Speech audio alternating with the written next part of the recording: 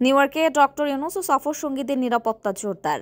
যুক্তরাষ্ট্রের নিউ ইয়র্কের John F Kennedy বিমানবন্দরে বিএনপির মহাসচিব মির্জা ফখরুল ইসলাম আলমগীর, জাতীয় নাগরিক পার্টি এনসিপির নেতা আখতার হোসেন ও তাসনিম জারার উপর হামলার পর প্রধান উপদেষ্টা ডক্টর মোহাম্মদ ইউনূস ও সফর সঙ্গীদের নিরাপত্তা জোরদার করা হয়েছে। মঙ্গলবার 23 সেপ্টেম্বর এক প্রেস বিবৃতিতে বিষয়টি নিশ্চিত করা হয়েছে। বিবৃতিতে বলা হয়, জাতিসংঘের সাধারণ অধিবেশনে যোগ দিতে এসে গতকাল সোমবার নিউ ইয়র্কের জন এফ কেনেডি বিমানবন্দরে বিএনপি মহাসচিব মির্জা ফখরুল ইসলাম আলমগীর, জাতীয় নাগরিক পার্টি এনসিপির সদস্য সচিব আখতার হোসেন, যুগ্ম সদস্য সচিব তাসনিম জারা সহ রাজনৈতিক নেতাদের উপর উদ্দেশ্যমূলক হামলার ঘটনায় গভীর দুঃখ প্রকাশ করেছে অন্তর্বর্তী সরকার।